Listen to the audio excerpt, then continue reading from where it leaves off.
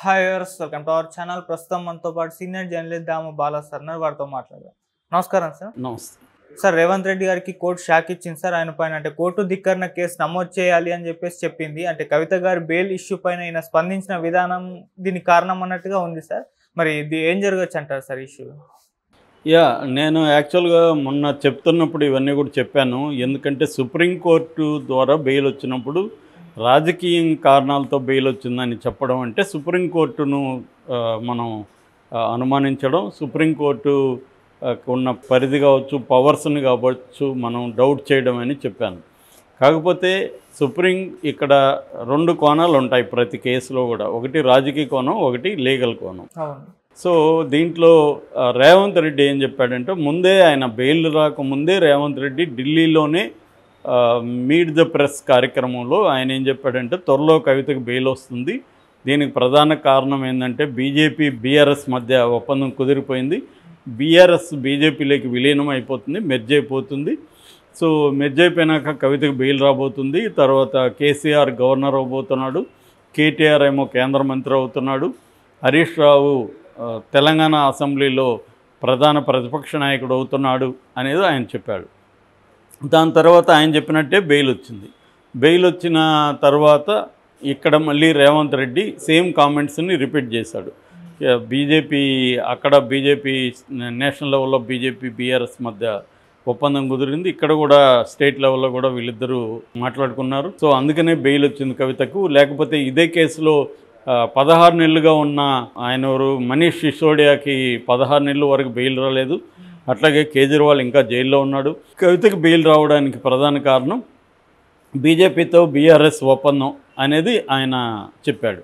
దీని మీద ఏమైందంటే, ఆల్రెడీ సుప్రీంకోర్టులో రేవంత్ రెడ్డికి సంబంధించి ఒక కేసుకు సంబంధించి విచారణ జరుగుతుంది. విచారణకు సంబంధించి జస్టిస్ గవాయ్, కేవి విశ్వనాథన్, తర్వాత మిశ్రా, ఈ ముగ్గురి ధర్మాసనం ఆ కేసుని చూస్తుంది. ఆ కేసు ఏంటంటే ఓటుకు నోటు కేసు అనమాట. ఓటుకు నోటు కేసు తెలంగాణ హైకోర్టులో ఉంది. దీన్ని తెలంగాణ హైకోర్టు నుంచి భోపాల్ హైకోర్టుకి మార్చమని జగదీశ్వర్ రెడ్డి బీఆర్ఎస్ ఆయన సుప్రీంకోర్టులో పిటిషన్ వేశాడు.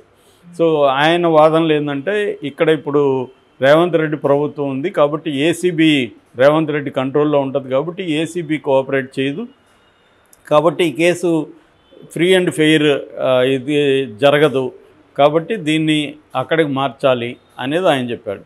కానీ సుప్రీంకోర్టు నిన్న దాని మీద తీర్పిస్తూ, ఇది నువ్వు చెప్పినట్టు కోర్టును మారిస్తే మా వ్యవస్థను మేము అనుమానించినట్టు, కాబట్టి మేము ప్రత్యేక ప్రాసిక్యూటర్ని మేము నియమిస్తాం ఈ కేసులో, కాబట్టి మీకు ఎటువంటి అనుమానాలు అవసరం లేదు అనేది సుప్రీంకోర్టు చెప్పింది.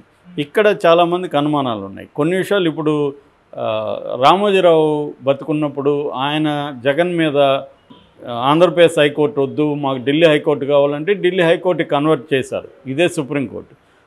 మరి అప్పుడు ఎలా చేశారనేది డౌట్. అప్పుడు కూడా ఇదే వర్తిస్తుంది కదా, ఆంధ్రప్రదేశ్ హైకోర్టుని అనుమానించకూడదు కదా.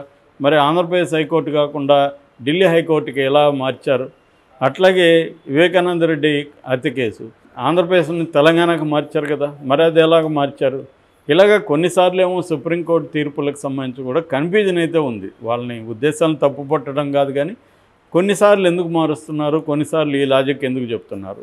సో అదే లాజిక్ ప్రకారం జగదీశ్వర్ రెడ్డి చెప్పింది కరెక్టే కదా. ఇక్కడ రేవంత్ రెడ్డి ప్రభుత్వం ఉంది, రేవంత్ రెడ్డి కింద ఏసీబీ ఉంది. సో ఏసీబీ రేవంత్ రెడ్డి మీద సీరియస్గా ఎందుకు కోర్టులో కొట్లాడుతుంది? ఖచ్చితంగా వీక్ చేస్తుంది కదా.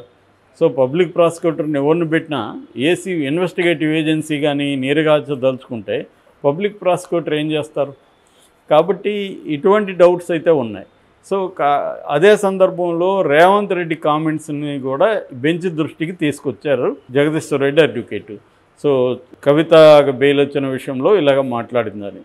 దాంతో అదే బెంచ్లో ఉండే ఇద్దరే కదా బెయిల్ ఇచ్చారు, గవాయ్ అండ్ విశ్వనాథన్ ఇద్దరు కవితకు బెయిల్ ఇచ్చారు. నిజానికి కవితకు బెయిల్ ఇవ్వడానికి వాళ్ళు దాదాపు 10 కారణాలను కూడా డీటెయిల్గా చెప్పారు. ఎందుకంటే ఆల్రెడీ ఆమె 5.5 నెలలుగా జైల్లో ఉంది. దాంట్లో సిబిఐ ఫైనల్ ఛార్జ్షీట్ వేసేసింది, ఈడీ కూడా విచారణ పూర్తయిందని చెప్పింది. సో విచారణ పూర్తయి ఫైనల్ ఛార్జ్షీట్ వేసిన తర్వాత ట్రయల్ అనేది అది లాంగ్ ప్రక్రియ. సో ఆ లాంగ్ ప్రక్రియ జరిగే వరకు ఆమె జైల్లో ఉండాలంటే కరెక్ట్ కాదు.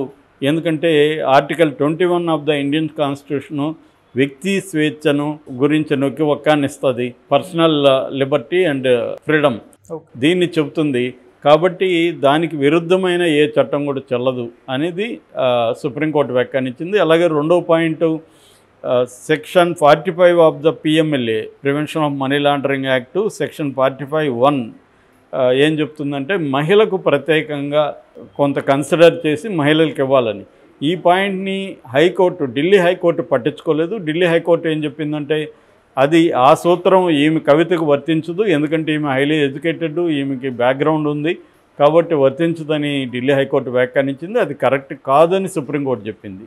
అంటే చదువుకున్న వాళ్ళకి వర్తించదు అంటే చాలామంది దేశంలో మహిళలు చదువుకొని ఉంటారు, వాళ్ళకందరికి వర్తించదా, అది సరిగా వ్యాఖ్యానించలేదు ఆ క్లాజ్ని అనేది సుప్రీంకోర్టు చెప్పింది.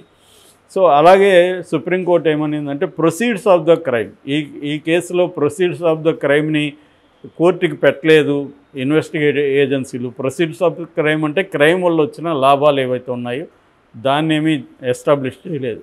ఓకే.